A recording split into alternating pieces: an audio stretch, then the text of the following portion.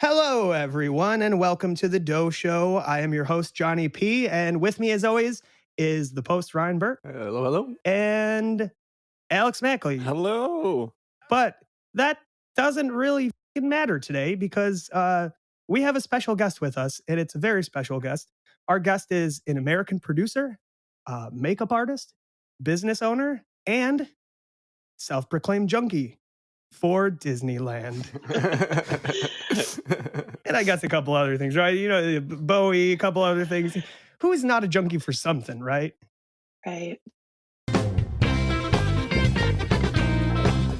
Don't! Don't!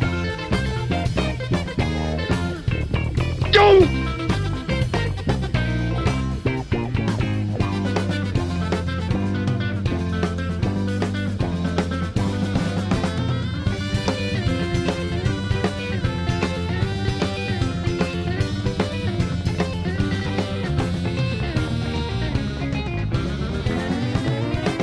So our guest for today is the animation co-producer of The Simpsons, Nikki Isordia. Hello, Nikki. Hello. Woo! Thank you How for are being you? with us. Thank you. Thank you for having me. Yeah, of course. Absolutely. So you currently are the animation co-producer for The Simpsons, and you previously have been the animation production assistant, production coordinator, production supervisor, and production manager and associate producer. Am I right? Yes. All right, cool. And the receptionist. Yes, receptionist. That is where you started. What an American dream that is. Which we'll definitely get into that. But I guess we'll definitely start from the beginning. But I just want to know right off the top, how are you able to walk on top of the glass ceiling? What do you mean? What do you mean? Oh, I guess it's a term, the glass ceiling, like women not getting high up in companies, and you just seem to you're just moonwalking right over it. Yeah, I worked really hard. I was actually passed up a couple times for promotions along the way. But I kind of was just like, F that. Let me, figure out what I need to do to prove myself a little more. So I did. It's very unusual on this show because everyone's been on the production for so long, to move up, I think, as much as I have. So I'm pretty proud of that. Yeah, that's awesome. I mean, it's really quite an amazing story. And like I said, I mean, I guess we should just start right at the beginning. How old were you when you were born? Very, very young. Like I still am. I was born at a very, very young age. Yes. So you were born in San Diego, correct?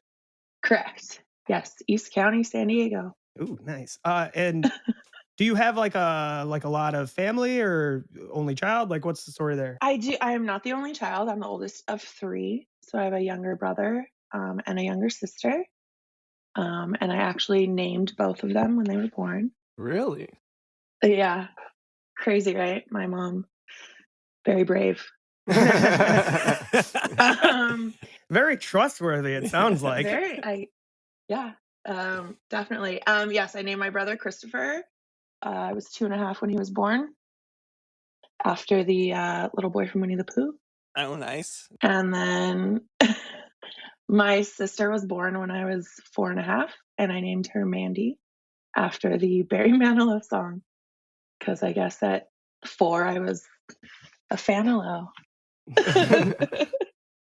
Seems like music and cartoons are a theme so far already from a young age. Oh, definitely. Yeah, music. Yes, definitely. For sure. You moved to LA to get into makeup originally. Like, where did that whole passion start from? Well, I like literally since I was in elementary school, I wanted to live in LA, and I knew that I would someday. I did a little of the I want to be an actress thing when I was younger.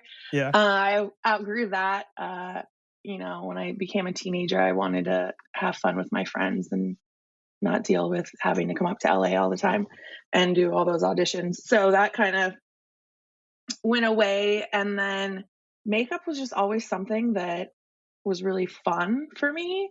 And I always did makeup for my friends. usually Halloween was like, that's kind of what really, really made me want to get into it. Cool. Yeah. So I moved here. I was 25, I think.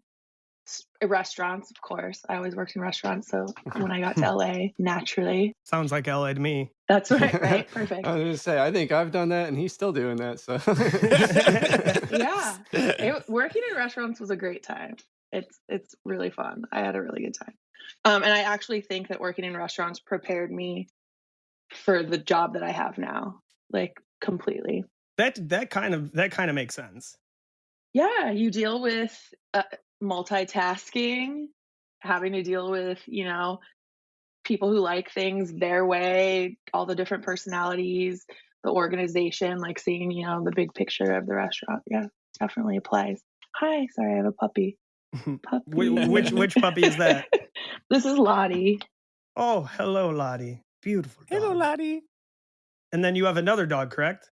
I do. I have a 12-year-old Chihuahua who's on the couch right now. Her name is Bowie, of course, naturally. Fantastic. But name. anyway, sidetrack for the puppies. So makeup, that was just something that I started to think more of. I have a friend in San Diego, a good friend of mine who's was going through photography school in our 20s. So we kind of naturally came together to do photo shoots. Pinup style we would do together, like boudoir shoots. Cool. I really like doing that type cool. of hair and makeup. And then I came to LA. My first makeup job was doing a play, tiny little play, as I was still working in the restaurant. So from that, I met a lot of great people, and they ended up making it into a film. So I ended up working on that as well. So I did the makeup thing, assisting here and there also for a couple of years, and I during that time, I got the receptionist job for Film Roman. And so that I was kind of starting to rethink the makeup thing anyways, as I had more experience being around it. I found like TV and film wasn't really what I was interested in. It can get very boring unless you're doing like special effects makeup, which I love, and that kind of stuff, Yeah. So I think I'm more of like a photo shoot, Halloween time kind of makeup, and I still do it here and there. Yeah, I was gonna say you definitely still have the Instagram page for your makeup business personally. Yes, I do. Halloween is my favorite time of year. Spooky season rocks. Yeah, the best. Did you do like were you into makeup stuff during high school, or did you get into that like after high school? Later on, like after high school, I think in high school I really didn't have much direction. Yeah. I hear you there. I wanted to have fun with my friends. I didn't want to go to school. I think I was the only one of this group that like did much with high school activities. I was the extracurricular kid. Oh yeah, what did you do? Everything. Everything. It was too much. Track, band, and theater were the three main ones. That's cool. Artsy and a jock. Yeah, I guess that kind of describes all three of us. Little tiny little bit of jock, and then mostly the rest is theater and all that kind of stuff. Yeah. Zero jock for me. Yeah. I did see that you went to Monte Vista High School. Go Mustangs. Monarchs. Wait, what? It's what? We were the Monarchs. Oh, okay. So that just means that the internet is lying to me. I did extensive research on it. I was trying to Nardwar my shit up, and here I am just embarrassing myself. Wait, there's fake stuff on the internet? Oh, yeah. Surprise, surprise. I might be mistaken on some points then. We'll have to be careful with the things we shout out loud. Uh-oh. So you mentioned you started at Film Roman. Mhm. Film Roman was the production company for the animation side of things after they worked with their previous company, which was The Klasky. Klasky Chupo. Yes. The animation company of our childhoods with all of the Yes. Nickelodeon shows and all that. And you said you had a friend that got you the job there. Were they already currently working there? No, it was my sister was actually just kind of side helping me, like Craigslist it, while I was like working in the restaurant. I still needed like another job. 'Cause I had 2 restaurant jobs and I had to quit one to do the makeup job. So I needed to get back working more. Yeah. So she was helping me apply, and I got a phone call before she had really like given me any details about it. So I was like, okay, sure, I'll show up, I'll be there. And they had said it was Film Roman, but like I didn't know that was the Sims. Like it was Film Roman. I didn't know anything about it. So I showed up and I interviewed, and then I had to interview with the receptionist that they had, and her and I clicked. So I got hired, and then I figured out, oh, we make The Simpsons. Cool. This is awesome. What a pleasant surprise. Yeah, see, what a pleasant, like, what kind of a realization is like, I'm sure you're sitting there and you look around and you're like, hey, that's Homer Simpson. Yeah. That's Lisa. Where am I? The posters, I put 2 and 2 together. There were other shows happening, because I think it was when I first started, Liberty Media owned the whole company, and then I went to Stars, and then Fox, and then, I don't know, it's changed so many times. And then lastly was the Disney acquired us. Dream come true. Yeah, I mean, like, I love Disney. Now I am Disney. I was very excited. I still am very excited. So you said you started Film Roman, and then you were the receptionist. How long did that last before you bumped up to the next position? About 9 months. It wasn't quite a year. So I believe it was 9 months. And then by that time, I had met people on all the various productions, and most of the people that I kind of socialized with were Simpsons crew, and they needed a production assistant to help in the design department. So I went for it, and I got it. I was hired by Elizabeth Abelson and Lori Bernacki. I'm still in contact. They no longer work at The Simpsons, but lovely ladies who I still have friendships with, which is cool. That is very cool. And I guess we did mention something about your high school, but we kind of just glossed over the fact that one of the coolest things, or maybe not coolest, but like to me, most interesting things is where you're at now. And like, you didn't have a college experience. 0 college. People are like, oh, I went to college for animation or something like that. Right. And do you feel like that maybe has had an impact on your job for the better or worse? Have you feel like you maybe have been overlooked for something because of it? Or do you think that you've just proved yourself? I don't think I've I've ever been overlooked because of it. And I think, just for me, like, I didn't even know, like, college. I never had any, like, what would I go to college for? Yeah. I think the only time I thought about it was when I still wanted to be an actress. I was like, I want to go to the American Academy of Dramatic Arts. Like, that was it as far as I ever thought about college. And I didn't go. For me, I think it's just a little bit of a natural thing, but also like the hard working and just my work ethic, the way that I work. And I really fell in love with this type of work. So through that, like, I slipped through somehow and landed here on this show, and have been fortunate enough to come this far and learn literally everything from working on this show and with all of these amazing people that I've had, the chance to work with for 17 years. And I still learn every single day. I'm still learning from these people and learning new things, which I also love about this job and this type of work. For me, I don't think it's college has not held me back. I'm also the type of person that's like, F that, it never would have held me back. I'm going to, I go for what I want, and I'm going to get it and work hard. And that's just kind of how I've always been.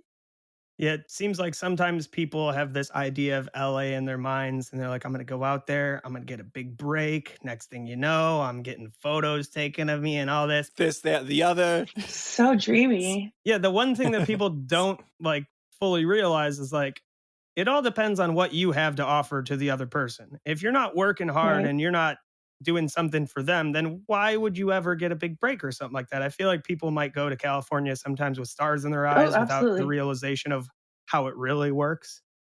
Sometimes it might work out, but I've come across people like that, and it's the hard work and like who you are and how much you care about your production and your work that's gonna, you have to work hard. Like, that would be great if everyone could be like, poof, poof. I have a screenplay. But it also just means so much more when you know that like I've worked really hard at what I do and for what I want. And it just makes it like that much better to enjoy, and wasn't an easy road.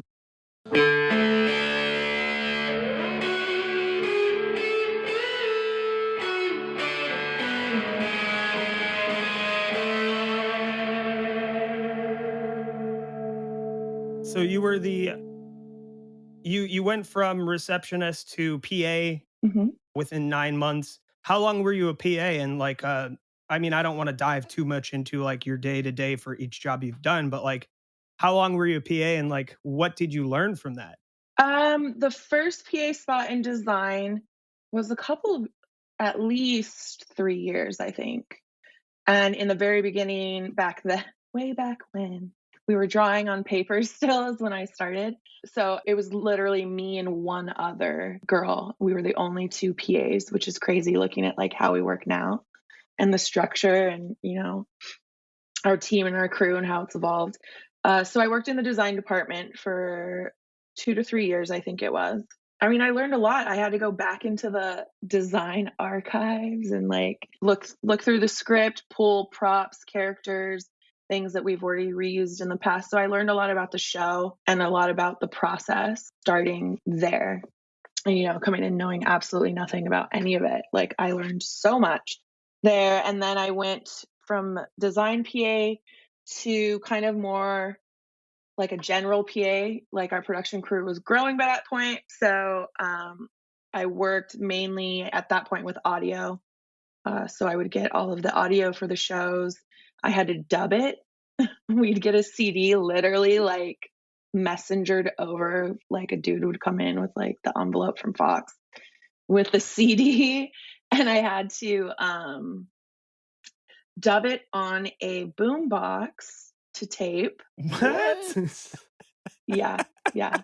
And then the tapes, I had another boom box that had like the double cassette. So then I would like dub those, and I had to make cassette tapes for each crew on each episode that was in production. Oh wow. So there could be like 8 people, you know, in character layout. It was just the character layout artist that needed it really, but still on like 4 shows, 8 tapes, and I'd have to redo that every time we got a line change. Oh god. All on cassette tape?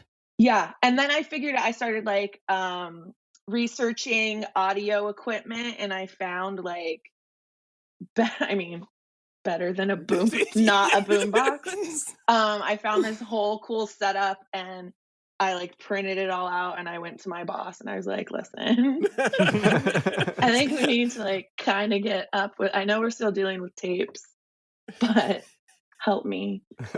So they got me all that cool equipment. Like, I know you guys are used to cassette tapes here. I don't want to like ruffle any feathers, Yeah. but there is this new invention called MP3 files. Well, we weren't digital yet at that time though. Oh, okay. Yeah. Oh, and all the way through like to the audio and to then, yeah. Yeah, so the animators need that audio, and all of our animators had those little like cassette recorder things they look like they're from the 70s. Actually, I think I have one right here. Do you have one? Are you talking about this? Yes. Yes. Yes. And even some that looked older than that. Yeah, everyone had those at their desks, and they would have to literally like stop, rewind, you know, kind of scratch through manually to do their animation. That is something. And that's pre what, 2009? Because the transition to digital was from 8 to 9. Yeah, it was slow. We kind of like rolled it out in little fragments to everyone, you know, because we had to get the equipment. So we weren't fully digital. We did it kind of in little. Now, did that make it a little bit easier to transition into it because you did it in fragments?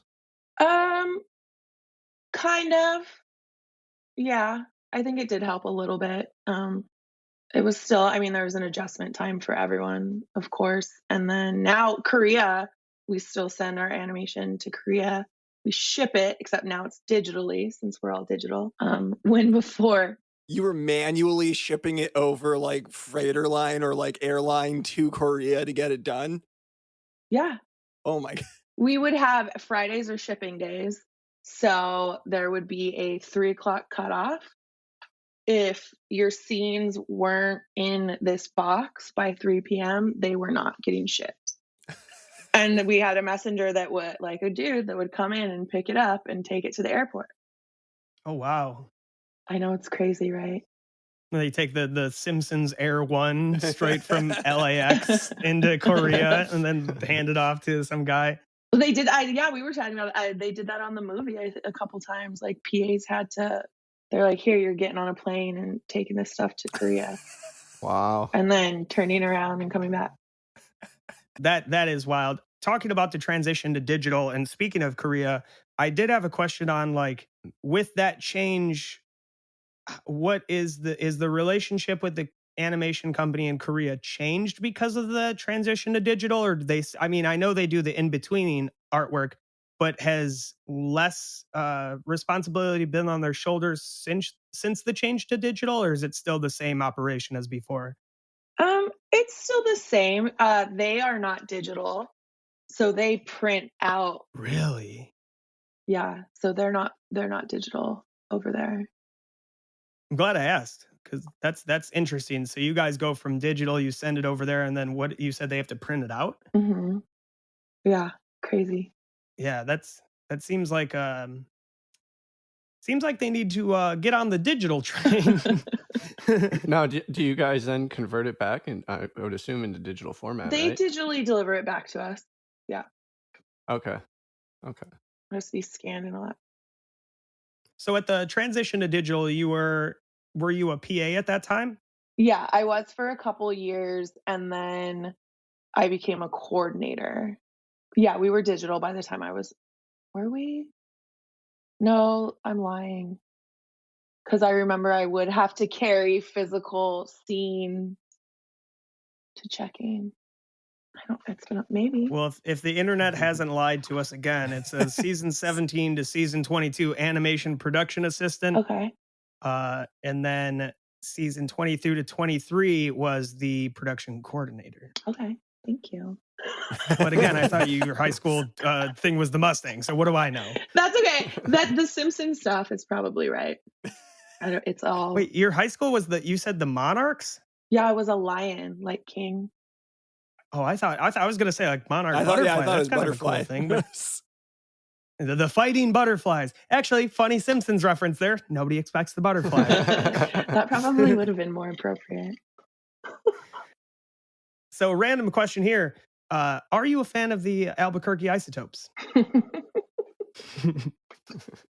I told you I'm not into any type of sports. Again, zero jock. Zero jock. Zero jock. All right, cool. If we build the Nikki Isordia D&D character profile, it's 0 in jock. Zero. And then jock. But I am very competitive, which is weird. Kind of, right? We could that could be charisma, because that could be like intimidate. Yeah, true. Yeah. Sorcery. That's what it is.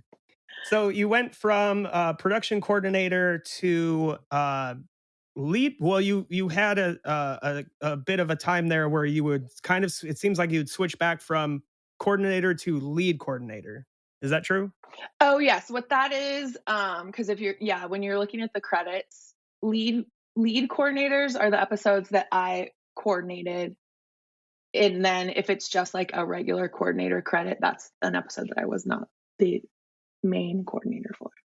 Oh, so it's like a rotating role within that group of coordinators. Yeah, like everyone's always in the credits, even if you didn't work on the episode. We just put those, whoever the chords were first. Recognition for all. Nice.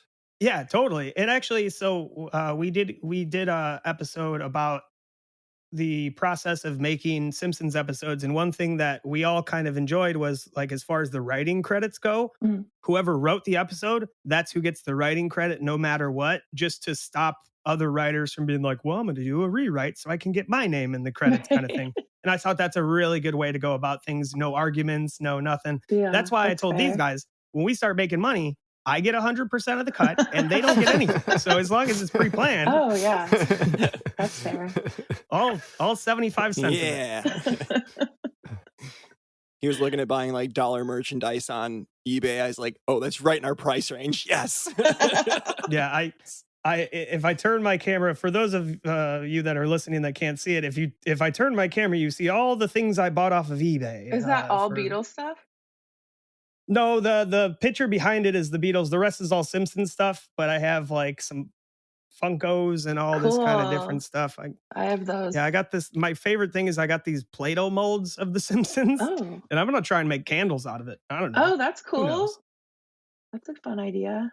Yeah, I have a bunch of those Funkos around here all over the apartment. Yeah, they're pretty nice. Some of them are really rare, really rare. I've got Dayman and Nightman from It's Always Sunny. I have all the Hispanic Simpsons characters. Awesome.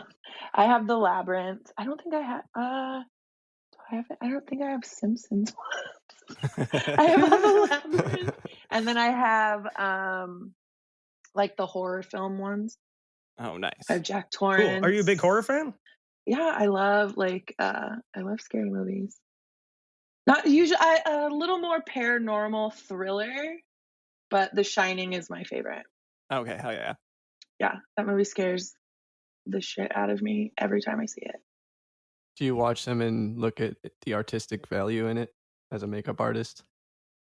Yeah, I do actually. Because I've always like, how did they do that?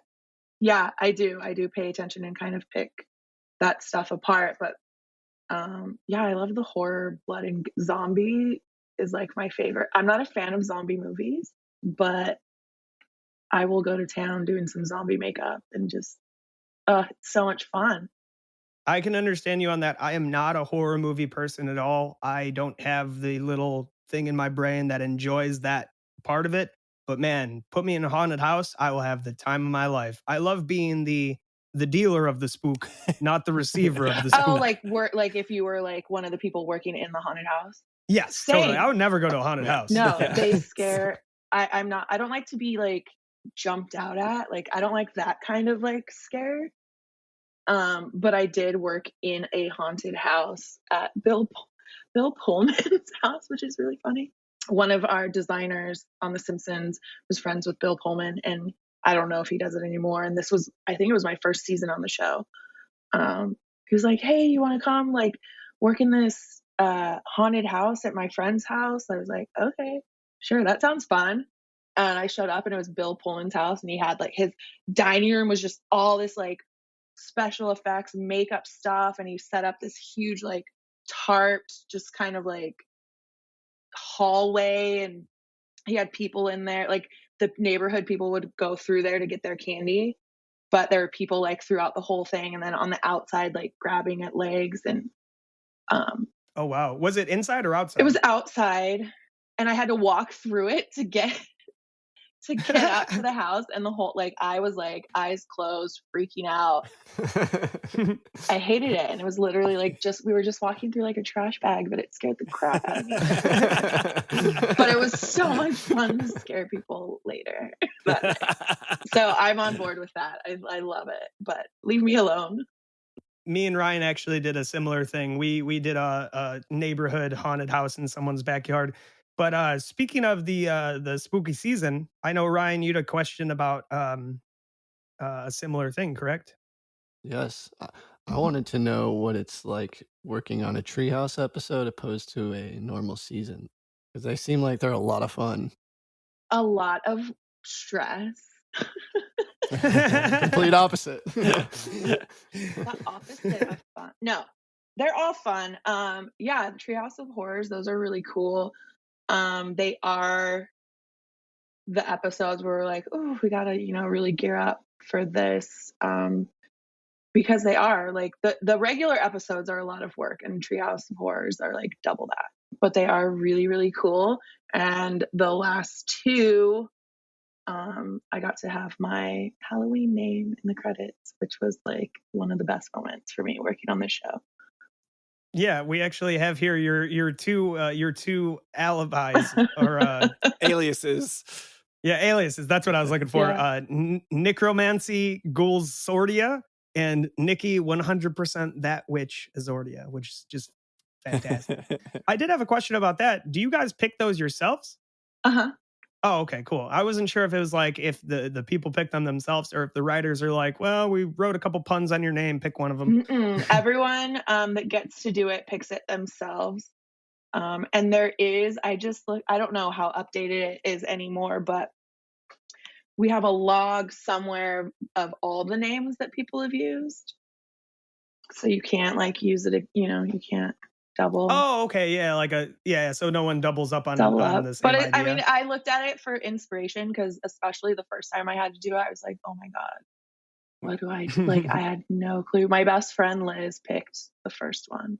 Okay. I had picked some, nice. I forget, there was another, I forget what the one before I settled on that one was, but then she came up with that and it was just, I was like, okay, it was a real Lizzo moment who I love. So I'm like, yes. Oh, it was that one? Yeah. The 100% Yeah, That that's Witch? the one Yeah, that cool. Liz picked. And then last year, I came up with that one with a little help from another friend. Nice. But yeah, it's hard, and like that's there forever. That is true. I mean, don't even get me started on That's There Forever. We do a podcast. You're on a television show. Primetime television. Yeah, I had to make it perfect. Things are always easier with a little help from your friends, Yeah, speaking of the Beatles. Absolutely. Back to the Beatles. Mackley, I know you had a question about the most recent Treehouse episode. Yeah, because in that one, you guys did the Death Tome segment. Yeah.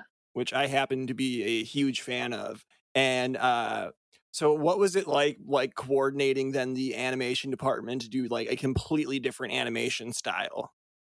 Well, that studio did it. Okay. We sent it out. Okay, yeah, because I've noticed then too that recently too that's something that you guys have been doing is been working with like guest artists and guest studios.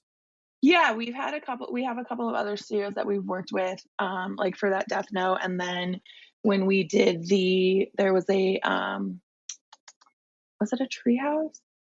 It was CG like Toy Story. It was called Toy Gory. Was the segment we did, the act? Do you know? Was it a tree? It was a Treehouse, right? Yeah. Yeah. I've been really enjoying the animation switch ups. It's kind of a cool little touch. Good. Yeah, so actually we should say this now. So we have this theory here at the TheDohShow that the more responsibility and higher up that the name Nikki Isordia goes in the credit list, the better the episodes get. Yeah. Because me and my fiance have been watching tons of season 33 and then season 34. And man, like all the haters out there, oh, it hasn't been as good to blah, blah. Shut up. Yeah. Go watch it again. I am literally laughing my ass off at like every episode. You're welcome, because it is totally all because of me. Thank you.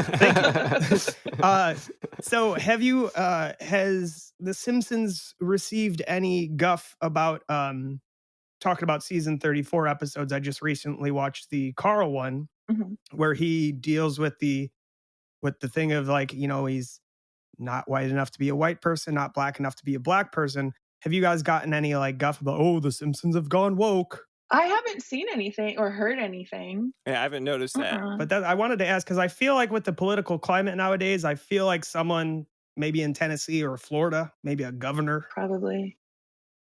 The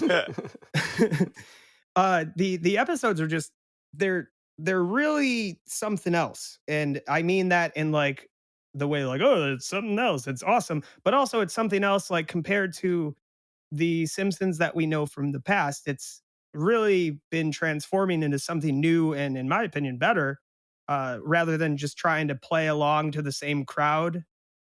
Yeah, it's evolving with the world. So. And I noticed earlier that you had said that like when you started off as PA, that there's only 2 PAs in that now in the new work climate that's completely different. And I honestly thought that was kind of interesting to hear. I didn't really expect there, especially with hearing like how long it took you guys to get to digital and that you were like manually shipping them to Korea, I didn't think that you guys would have much of a structure change in the behind the scenes type deal over that time frame. Yeah.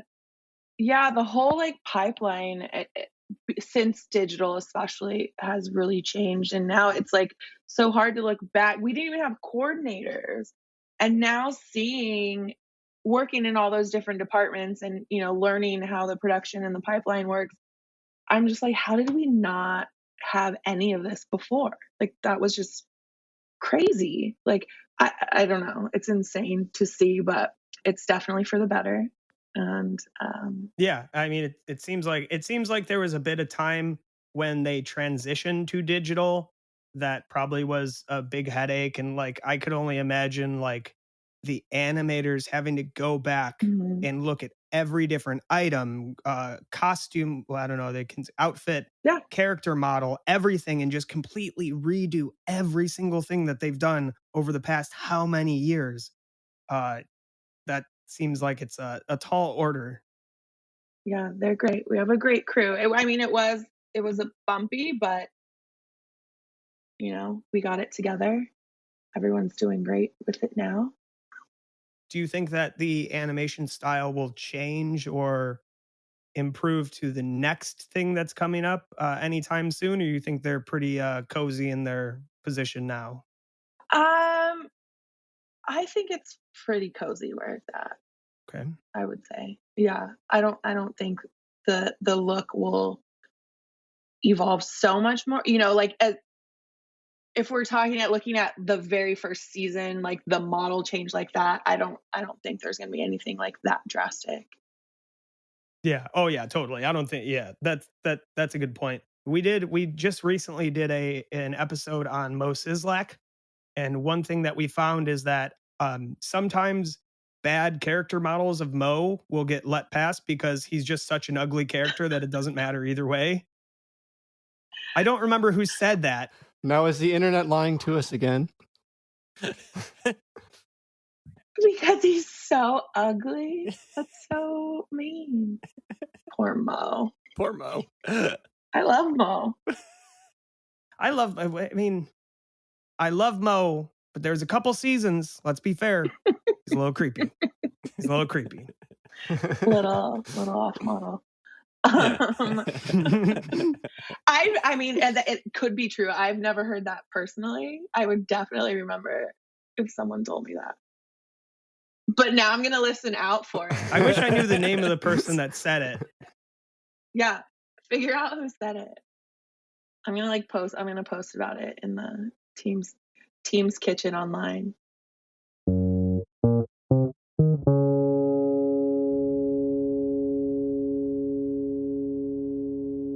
You were the coordinator and lead coordinator, and then that leads us to the next three. Yeah, so there's supervisor, then manager, and then co-producer. And that seems like it all happened. Supervisor was before pandemic. Oh goodness. BC, before COVID. And then during COVID, I got the associate producer, manager, associate producer, co-producer. Those were the last three. In the last, what's it been now? 100 years? 3 years. Right? Is that where we're at? Something like that. I don't know. I think what the Simpsons are going from season 34, and then the next one they get into is going to be 87, I think. Well, okay. So with your co-producer job now, since that's the most recent, can you tell us a little bit about like what's your responsibility with that? Okay, let's see. There's a lot of different things that I am involved with now. So usually I deal a lot with the layout, like what's actually happening. I say on the floor, as in like if we were in the studio, like everything that's in production and we're getting ready to ship to Korea. Mainly that's one of my big responsibilities. So I do reports on that stuff. I look a lot at outputs from our crew, productivity. So looking at that stuff, I can help make like crew decisions. Do we need to add people? Do we need overtime? That kind of stuff. I also now deal a little more with like, the personnel kind of issues. I still work with the chords. I oversee the chord supervisor there, and her and I, work side by side a lot and really closely, keeping an eye on those shows and the coordinators and kind of helping them steer things along in the right direction. But there's a lot of stuff. I go to color screenings, table reads, all of the meetings. All of them. All of the meetings. Well, no, I don't have to go to storyboard meetings. But yeah, I'm in a lot of the meetings and that sort of thing. And just making sure that we're on track and, shipping on schedule, keeping things moving through all the departments, managing the artists, all that. It's a lot, all that and more. Seems like it's a lot of logistics, a Mhm. lot of making sure that everything's running smoothly. When it gets stopped up, figure out how to make it unstuck. You mentioned on the floor, as in if you were in the studio. Does that mean you guys are no longer in the office? Oh yeah, we've been remotely working since the pandemic hit, pretty much. Yeah. Do you guys ever get back or no? Like for a monthly meeting or something like that? No. It was actually a full year. Like once we got home, we had like on a Monday, we were told like Friday you have to, like, everyone has to be out of the studio. Oh, wow. And so we had like that time to literally get our entire crew, like, teach them how to unplug their computer setups and plug them in back home and make sure they knew how to do it and like check out all this equipment and get everyone. It was crazy, but we got everyone home and working, and it's been going really well. We had to change a few things in our pipeline, but we've adjusted to all of that. So it was very crazy and very stressful in the beginning, but I didn't go back into the studio. Well, I think I went the first time maybe like 5 months into the pandemic. I had to switch out my computer. So I had to go into the studio, but basically it was like they knew I was going to be in there, so nobody else was in. I was the only person in there. It was really creepy. It was super creepy. And then I didn't go again until like 3 months ago. I went in and cleared out my desk because I want to continue working at home. So I think eventually there'll probably be some sort of like a hybrid situation, or some people want to go back to the studio and some stay at home. I don't know. Nothing's set in stone. But yeah, I cleared out all my stuff because I know I'm not going back. You took your name off of the door, you replaced it with someone else's name. So when they start looking for people to fill the office, they're like, "Oh, the janitor has an office? Oh, I never knew that." Switch. I did take my name. I wanted my name tag. I have a couple of them, but yeah, I took all that stuff. I didn't realize like how much stuff I had at that time. Just like little, junk things, or not all junk. Sorry, people that I work with. I love you all. Just like I've collected a lot. Yeah, knickknacks. That's it. And a lot of artwork from like, work friends or drawings that were done for me. Now I have all that stuff to frame and put up at home. So Yeah, well, I was going to say that's all that stuff to frame and put up. I have a big portfolio of things that I just don't have space for. I can only imagine how large your portfolio is. Like someone's like, "Hey, Nikki, I'm so-and-so, the animator for The Simpsons. You know me by name. Here, I drew you this." It's like, well, how am I going to I can't just leave it on the desk. It's unfair. I know. I have a box of those now. And I did have some stuff already like in my closet, but I have some stuff up. Like I have a happy birthday sign from my friend Edwin that I put like in my workspace. Oh, like you put it so you can see it? Yeah, I can see it. I'm looking up at it. Your friend Edwin Aguilar. Yes. Aguilar, yeah. So he was, I mean, if you don't mind talking about it, he was an animator Amazing. at The Simpsons? Yeah, he was an animator. He was also an assistant director. Oh, wow. Okay. Ooh. Yeah, so he was an AD. I think even he was an AD already when I started on the show. But he had been an animator before. So yeah, he was on the show for a very, very long time. And you like got to know him pretty well while he was working there. You guys were close. Yeah. Yeah, he became one of my best friends. He was my first friend on The Simpsons. He was kind of like that for everyone. He was, everyone loved him. Everyone, and Edwin loved everyone. So he was my first friend on The Simpsons. It started kind of like inviting me to all the crew socializing things. That's so cool. And that's so important in a new job. Like, no matter what you do, like to have that one person that's just cool and inviting, like, hey, come and meet everyone else. Like, let me help you feel comfortable in your spot. Like, that's very nice for people to do. Yeah, it was super nice. And because of that, like I met, all my other close friends, most of my best friends. My BFF for life, Liz, she was on The Simpsons, but most of my really, really good friends I've met through The Simpsons. That's awesome. Yeah. And we definitely want to have Liz on the podcast because she's she great. seems like a fun sort, just like yourself. And I'm sure there's a bunch of cool stories she has to tell as well. Yeah. And she has I won't give away her whole story, but she actually was told, like, pick another, when she was in animation school in college, you might want to think about another job. That's so funny to look at what she does now, and it's like, Look I'm at sure her she's now, like, right? she's like calling up that teacher, be like, oh, get another Middle what? finger. Do another what? What are you doing now, huh? You're retired. Oh, that's good for Yeah, good for so you. she Good left. for you. And it was like, I think it was like a week or two later, she got the job on The Simpsons. That's fantastic. So I wonder if she knows who that person. She should send them like all of her books.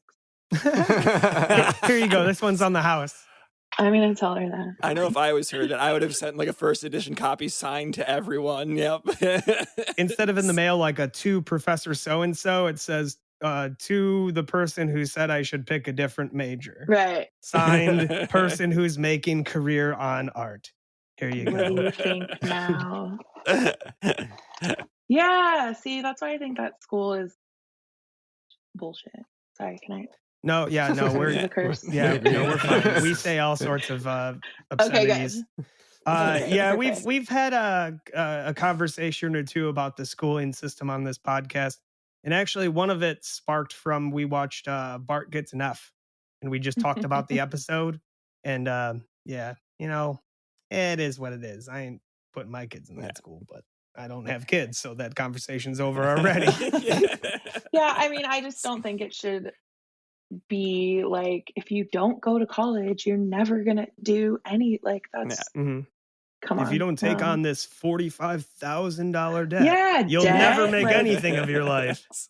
As the only person that went to college in this room that dropped out after 4 years, I feel personally attacked. I'm sorry. Uncomfortable truths. There's two names I want to bring up when you say, college is so important. James L. Brooks, Nikki Isordia, conversation over. Mic drop, although I'd never drop a mic because they're very expensive, and I understand that. Yeah, probably not the best idea. Yeah, it's not for everyone, so it's just fine. It's not for everyone. Some people do have a good time. Yeah, it just that wasn't my jam. That was definitely not the path I was gonna take. Yeah, and you mentioned earlier you were like, well, if I had something that I wanted to go to school for, I probably would have. And that's the same way I thought. I was like, if I had something like, I want to be a this or be a that, then I would go to the schooling necessary to do that. But at the time, I was like, I don't know what I want to do, and I don't want to spend $50K figuring it out. So I'll figure it out another way. To be miserable. Yeah. I thought I knew what I wanted to do and was willing to spend $40K on it. And then after spending $40K on it, I found out I was mistaken, and that is not what I want to do. Oh, no. Talk about horrible timing. That's all right. But like you said, you live and you learn. You live and you learn. Maybe that's just that was meant to happen, so you could figure out your true path. I mean, some people, they will go to college, get a career, and work that career for 25 years and then realize this isn't what I want to do, and they move on to something else, Yeah, and completely which changed. leads me right into That's the next fine. question I have. So you're the co-producer right now. What's next? What are you gonna? What are you? I think you're just gonna. You're eventually gonna be. It's gonna say The Simpsons. Credits gonna roll, and it's gonna say created by Matt Groening's name is gonna be xed out in chalk, and it's gonna be Just Nikki me. Isordia written above it. So Oh. so what's next? I mean, I would love to, get that producer credit. I've thought about, I think it would be fun to run a studio. Like, if I could Hmm. ever do that in my future, that would be great. I really want to work with Liz, so if that happens, then, she goes in the path of turning her books. I don't know if you guys are familiar or looked at any of her comics, but I've looked at her Instagram comics. Is that the same as the books? yeah, Okay, same okay. They're style of like art. collections of? Okay. Hmm. As soon as I looked her name up on Instagram, I saw the picture. I was like, oh yeah, I'm familiar with that. Yeah, they're everywhere. She's so great. Train of thought with that though. Talking about how fab. Oh yes, working with her animation. Yeah, I would love to just like work with her on that. Maybe executive produce, or if she were the executive producer, like showrunner. I mean, with your experience, it seems like you're right in the running for a showrunner. Yeah, I think I'm on that trajectory. I'll make it happen. With all the logistics between like going between different departments in the company and making sure everything's running smoothly, like so like do you work with the showrunner with what you're doing? Um, the showrunners are Gracie. We kind of like that's our client, so we Oh, don't okay. there isn't a whole lot of like intermingling there that I get with them. But yeah, I mean, I'm in like table reads and meetings and that sort of stuff, but they're elsewhere. And even when we were in the studio, our animation studio is in Burbank, and like all of them, the writers and like producers on that side, Matt Groening, they're all at Fox on the lot. Ah, I didn't realize that Gracie was like completely separated. I thought it may have been like butted up in the same building. Uh, Yeah, I don't think we've ever been in the same building. hmm, interesting. Yeah, Okay. it's a little, I think it's just kind of old school, and that's just the way everything's kind of the show. I don't I mean, I can't really speak. I don't know new shows, and if they, I think they do kind of mingle a little more maybe with their producers on that side of Oh, things. you mean But like newer cartoon shows yeah, coming out, stuff like maybe like a yeah. Bob's Burger or something like that. Right. Okay. Yeah. Yeah. I think Okay. they're kind of all under the same roof. Oh, okay. That makes sense. Yeah. Okay. Yeah. Um. So, man, you went from San Diego to the co-producer of The Simpsons, and next coming up is just straight producer of The Simpsons. Uh, that's absolutely incredible. Thank you. There's so much to talk about. And like the coolest thing is like I was so hyped when you were like, "Oh yeah, I'd love to do the podcast." And then for those of you listening, the reason that this came up was because I was like, I want to get 1,000 followers on Instagram. Oh yeah. And then I looked at who our 1,000th follower was, and I saw this name. So I clicked on the profile, just thinking, I'm just going to message this person, hey, thank you for being our 1,000th follower. Can I send you this poster kind of thing? And then I read the bio of the Instagram page, and I had to like just set my phone down and be like, I thought you were lying to us, John. what is happening? What is happening right now? And then, Aw. I mean, talking to you, you're just like the coolest, most down to earth person. It didn't seem Aw, like thank you. I was, I mean, I was a little, uh, I had to like reread my messages multiple times before I sent them to make sure I didn't come off like fanboy or anything. Aw. But no, I mean it's fantastic to have you on here, and it's great to hear your story. Thank I know you. that like if you have more time, we definitely have some other questions and stuff that we would like to talk to you about that's not so much about The Simpsons. Okay.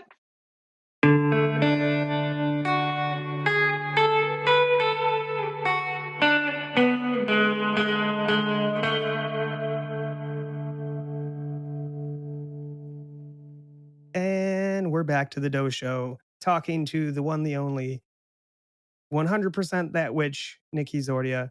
Ryan, I know you had a question.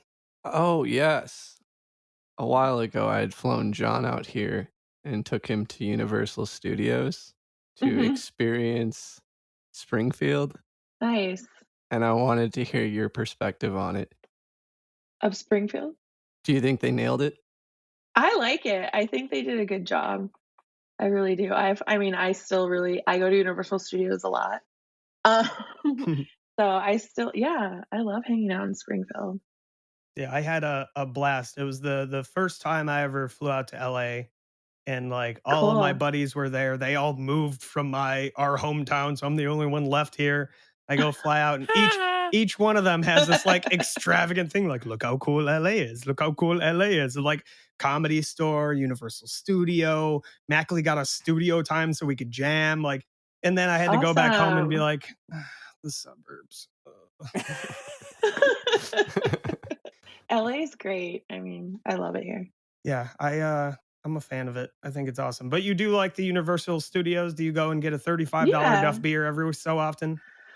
Not anymore. They used to have I like dark beer, and Ah, there was for a while, and I think I discovered it at one of our premiere parties because they have them like in that area. yeah, Um, they had a darker Duff beer, and so that I liked, and that was good. But Duff Heavy. I don't know, they got rid of it, and Really? I'm not I don't really like the regular Duff beer. It tastes like Budweiser to me. It's probably Budweiser just with a different can on it. Like, Yeah. I got a Flaming Moe, Oh yeah, I've had one of those. and that was much better. He was like, I bought the tickets to Universal. I was like, okay, that's a lot of money. I guess I'll buy all the drinks. And it was three of us. Every Nice. time it'd be like $45 for three drinks. Yeah, that place does get expensive, but it's fun. Totally worth it. Yeah, I like to go to the Harry Potter section, Potterland, and have my drinks there. I'm a huge, huge, huge Harry Potter nerd. Yeah, I'm not. My sister is, I'm not, but I think they did such a great job, and you don't have to be like a Harry Potter nerd or really, know Mhm. the stories to enjoy that area. But that's where I like to go eat and drink. I think that ties into a question that Mackley had. Cool. oh yes. So as you're out with your witchcraftery, which is a great thing to be able to be living in a time when you can do that. Yeah. So you go by the rock and roll bruja on TikTok. Tell us, when did you get into what was, again, like, start us off on your little journey with that. Well, Has it always been a part of your life? And then, yeah, or in a way, it always has, just because I've always kind of encountered weird experiences with otherworldly things, I guess, like since I was a child. Um, and it scared me for a lot of years, so I kind of like shut it down. Mhm. And then I would say, like my early mid 30s, really, I kind of was like, more was kind of starting to happen, and I could pick up like feelings from other people I was around, or like pick up things that were going on in their lives. Very empathic. Sometimes furniture, jewelry, like I could pick up things from that Hmm. sort of stuff. And I kind of started, Edwin actually, really, he was a Reiki master, and he was like very much into all of that stuff. So I think it gave me a lot of comfort having him come into my life, and helped me kind of become more comfortable, and like, this isn't so weird, and like all of that. So I slowly started coming out of the magic closet.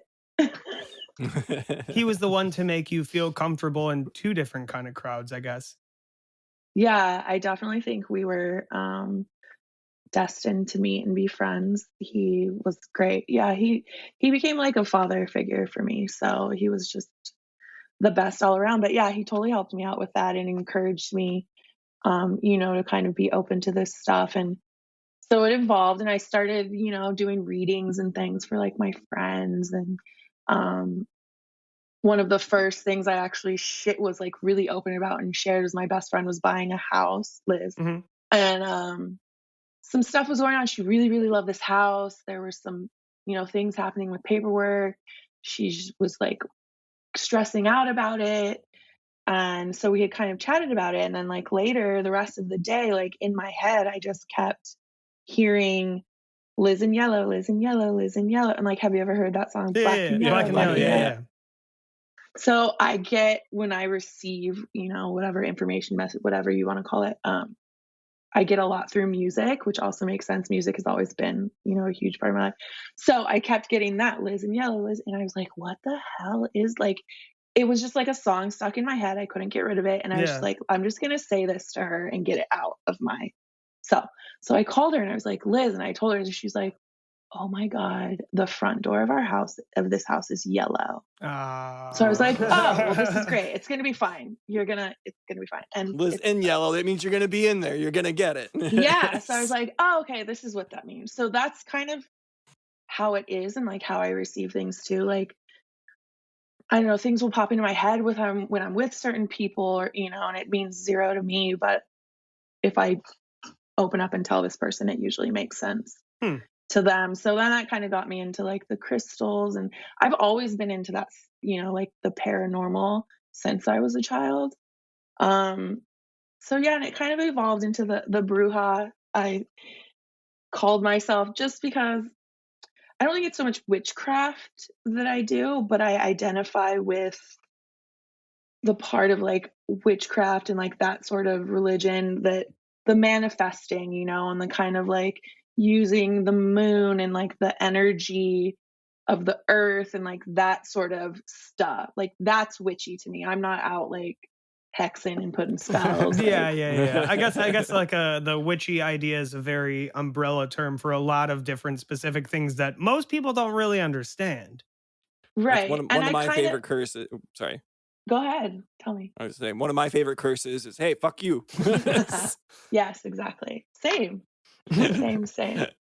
But yeah, it's and I wanted to kind of like break that like witch, stigma. I think all that shit is so silly. Like, it's not a scary. I think it can be, I'm sure, with good there is evil, but witches can be, loving and happy and good energy. So I wanted to kind totally. I guess there is definitely a stigma with that. I guess too with the TikTok era, there's a lot of I guess I could only call it false witchery. Yes. Witch talk is that there's a lot of scammery. There's a lot of scammery going on there. Yeah. But I enjoy it. I mean, I enjoy it. It's cool. I mean, there's definitely been moments where I'm like, actually my TV turned on earlier today by itself before I started talking to you guys. The same thing happened to me yesterday. As soon as I walk into my room and I'm sitting down and I'm just like kind of like unwinding after my work day, and all of a sudden I hear dunk dunk, and I was like, did my fucking Xbox just turn on? And I look and it did, because I was just thinking, I was like, I'm gonna change out of these clothes, I'm gonna sit down, I'm gonna play some video games, and then boom, boom. I was like, all right, come on now. Liz, that happens to Liz too. Hers like electrical things will go out, like lights will just go out when, it's cool. I mean, I love that stuff. It can be a little daunting, frightening, or weird, a little spooky, as I like to say. Yeah, I have to sometimes before I go to sleep, kind of just be like, I will receive messages anytime except for like leave me alone when I'm in bed, because I've been woken up like in the middle of the night with like a face. Once I'm in my tomb, back off. Leave me alone when there's daylight. We're good. So I guess with all that being said, you have to be very self-aware and like aware of your surroundings and what's happening to you to like take something from that. I have to ask, did you think or feel anything like that when it was like, oh, you're the 1,000th follower? I think it was kind of also why I was like, oh, let me be on your podcast. Yeah, I definitely think there was a little, I don't believe in coincidence. Yeah. That's why I ask. Like, I mean, like I had talked to you that time, and then I was like, I'm gonna give a little bit of time before I say, hey, did you really want to be on the podcast? And I was sitting in the living room, and I was just completely relaxed, having like a lazy day. And then I get a message, and it's like, hey, when are we doing this podcast? And I fumbled my phone in my hand, and I like sat up straight, and I was like, what? The happenstance was very wild with that. And I want to, you know who Nardwar is? I don't. No, he's a Canadian interviewer that always, whenever he interviews people, he always brings up some weird thing, and they're like, how'd you find that out? Okay. So, Carly Gunderson, Uh-huh. you're on her top 8 on MySpace. Do you know her? No, not at all. Oh. You Google search long enough, you'll find a lot of crazy things out. Oh. Who is Carly Gunderson? She's one of my friends. You're still in her top 8 after all these years. I'm sure she hasn't logged into MySpace in at least. I should be in everybody's top 8 still. Damn it. Carly's one of my friends from San Diego. No, hi, Kitty. Oh my God, he's like holding on the microphone. I have one more for you. Ryan, you want to take this one? Oh no. Did you know you were quoted in Dipley's article? Quotes from people asking the real questions saying, "Dear people who back into parking spots, why do you need so much attention?" I just gotta say, I agree 100%. Oh yeah, totally. Fuck those people. I don't understand. I never will and I have this argument with these people, like friends or whoever, you know, when I get into this with someone. It's so much easier when you're leaving the parking.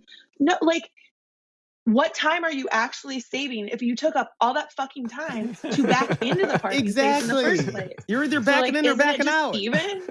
Yeah, you're not saving anybody. No. And if you can't back up, I don't want to hit anyone, then you shouldn't be driving a car. Like, if you can't back out of a parking space, don't drive a car. So were you aware that you were quoted on Dipley with that? No? I think I tweeted that. Yeah, you did tweet it, but like No. I saw it on Dipley and I was like, I wonder if, like, you know, maybe someone that you work with at the Simpsons, What maybe is they I don't even know what Dipley is. What is I'm gonna have to Google all of these things. It's some like site where they do It's internet blog kind of thing. They'll do anything That's from like, awesome. you wouldn't believe number 5 says, or to like quotes from people asking the real questions. Good. I'm excited. I mean, that was the real question though. That it drives me crazy. Literally, like I will scream about it at least once a week. Yeah, it's probably like when I'm waiting for someone to back into the freaking yeah, you're like, I'm trying to get past you, not like wait for you to back here. I don't know. Parallel parking too. I can't. I'm very good at parallel parking. I live at an apartment. The street in front of us, you need to parallel park to park in front of your apartment. And it's not real difficult. It's not city parking to where you only have 6-7 feet. You have 12 feet. And I will sit and watch people 100-point turn to get into the spot. It's like, it's really not that difficult, guys. I was trying to parallel park once in a city type environment, and I was having a real hard time. And this like 45-year-old black lady was like, "Child, you having some trouble? You need me to help you?" And I was like, please. Yes, I please. just stepped out of the car, just gave her my keys. She just got my it? car, and she just parked it in, came out, handed me my keys back. She's like, "There you go." I was like, "Thank you so much. You're an angel." Thank you. Oh my God. I so love her so much because do you know how many times I've wanted to do that for someone? I had that moment in my head where I was like, as I gave her the keys, I'm like, she could just take my car and drive off. And I'm like, I don't care at this point. Yeah. Like, take my car, then I don't have to park it. I don't have to deal with this. I'm just so embarrassed right now. She was too good. She was she didn't want to see you struggle anymore. She was not going to take your car. Sometimes I get myself into situations like that where I'm like, this person potentially could just rip me off. And I'm like, I trust them. And so far, never been ripped off. I had the guy sent me, he was supposed to send me stuff off of eBay and he canceled the order. And I was like, hey, kind of still want that stuff. And he's like, well, I'll find it and I'll send it to you. He just sent it to me without payment. He's like, oh, it's on the way. And like, he's trusting me to be like, well, here's your money, buddy. And of course I'm going to do that, because if I don't, then I'm going to trip down the stairs and break my leg or something like that. Going to get the package. Yeah, going to get the package. Exactly. That's the way it works. The way it works. Okay, so then I'm going to ask someone next time I see them struggling with parallel parking. I'm going to ask if they need my help, because I'm very good at it. I'm saying I'm good at this. I can do it for you if you need some help. Very good at this. Here, take my ID so you know I'm not going to pull off with your car. Here you go. Just hold on that 15 seconds. I'm very proud of my parallel parking skill. That is a good skill to have. It's a very good skill to have. Now, I know you said you only have so much time, but I think Mackley had one question about an organization that you are a part of. Yeah. Oh, yes. The Trevor Project. It says that you're fairly involved with that. Would you like to give us a brief rundown of what that project focuses on and how you've volunteered with them? Yeah, I did. I volunteered with them, my sister and I, for many years. And so the Trevor Project is a hotline, suicide help hotline, that was started many years ago. So my sister and I would volunteer every year for their big holiday fundraiser. Okay. So we were involved with that. I thought many times about actually working on on the calls. Mm-hmm. But for me, I don't think I would be I would just. Yeah. That I want to so bad, but I literally cry at the. Well, you said you're very empathic, so to talk to someone on the phone who is in that point, that would be very tough. Almost too much at that point. It's a lot. I'm not very empathic. I just make jokes about everything to cope, so I could definitely not do it. I would love to be there for people to help them, but I could only do that with certain people who would be okay with me joking about something. And it it just breaks my heart hearing about it, and me being it's not something I could do. Yeah. So we found this way to get involved. They're a really great charity. I have not. Pandemic. Can't ruin that part. But my sister and I would be involved with their holiday big fundraiser, and we did a few different things. I think one year we did the auction. Mainly, we were. It sounds like celebrity escorts. That sounds way more salacious. But basically, you're assigned one of the guests or one of the performers, whatever, and you just kind of babysit them for the day. So we did that a lot. That's nice. For that charity. And is that a charity that's great. across the U.S. or is that mostly? It is? Yeah. Okay. I believe so. So I guess people could go to, I would imagine, either the TrevorProject.com or honestly just Google search the Trevor Project. If they want to find out more and be a part of it, because it sounds like something that is unfortunately becoming more and more necessary in the world. And it's definitely very sad considering that the next year we're coming into is a big political year, and it's just going to be horrible for a lot of people, unfortunately. So at least there's loving and kind people out there that are there to help no matter what. Their organization is great. It's based in West Hollywood, but it is an online and by phone. It's the TrevorProject.org. .org. Perfect. Yeah, I'll put that in the show notes for sure if anyone wants to check it out. Or even, like you were saying, not really a thing for you to be on the phones in that kind of way, but anyone listening, if you feel like you are that kind of person who can be on the other end of that call, it's a very necessary position. And if you feel you can do it, not a lot of people feel they can. So if you want to help, definitely go check out the TrevorProject.org. Yes, please do. Other than that, do you have anything else, other side project stuff you're working on that you want to push? Maybe the Simpsons, the baby Simpsons? What is the the baby Simpsons coming out on FXX? And it's like, so every Simpsons character is a baby except Maggie, Oh and my she's the God. adult, but it's like the cartoons where they never show her top side. It's only her, like, It's just like the just the legs, legs. bottom of her Yeah. dress, like Very just like the Charlie bottom. Brown's teacher. Yeah. Yes. Would she still be wearing that onesie though? It'd be like that, How but would we she's know older. it's her? It would look like the onesie, but with the bottom cut off to show her feet. Okay. Yeah. That Perfect. she- Yeah. You go She's a ahead, little- have your she's people older. call our people, and Yeah. we'll get going on that. We'll Baby talk about Simpsons. it. We'll get Rob Paulson to do the voice of Baby Yeah. Bart. Yeah, I've been working forget pretty the- extensively with the AI. We can pump shit out real fast. No, right. we already decided that the AI is not as creative as human beings are. Have you ever seen the AI generator? Yeah, I used one, and then like, I mean, it was cool, but then I felt kind of bad because I work in the art industry. Oh, you did the AI art generator. I just did it for, where it changed you into all those like Yeah, Different totally. versions. astronaut. And all We've that done cool shit. the AI art generator played and the text. chatbot. Yeah, the text or chat bot. I have typed in The Simpsons into Oh. a bunch of them, and it comes up with like noses on either side of the face. They just can't get it right.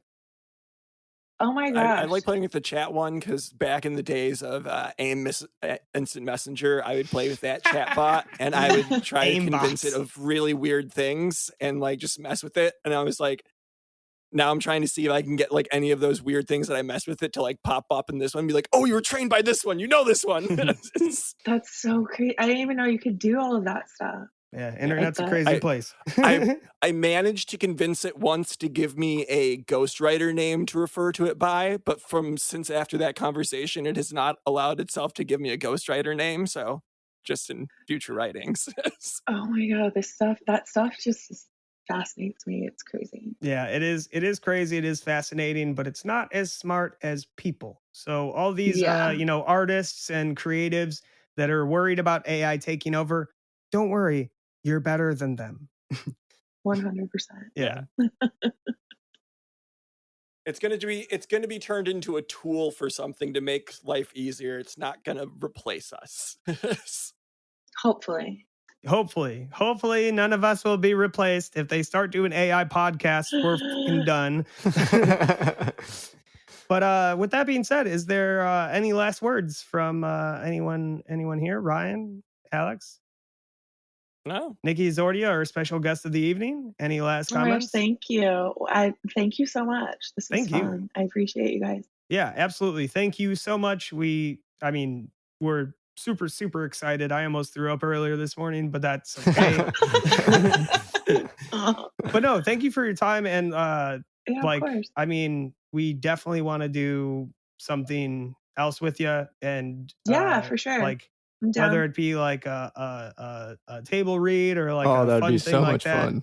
Yeah, we'll definitely get together and figure all that kind of stuff out. But again, thank you so much for your Cool. time. Thank you for Thank everything you. you've done for The Simpsons, because season 34, it smacks, as the kids say. It smacks. It smacks. It Oh, I've never heard that. Or Okay. if you want to bring the kid lingo back like 10 years, it's fire. It is Okay. fire. That one I get. That one I get. That one I get. All right. Well, All right, guys. yeah, thank you so much again. And everyone, you. that's been the Dough Show. Thanks for tuning in. Yeah. Bye. Good night.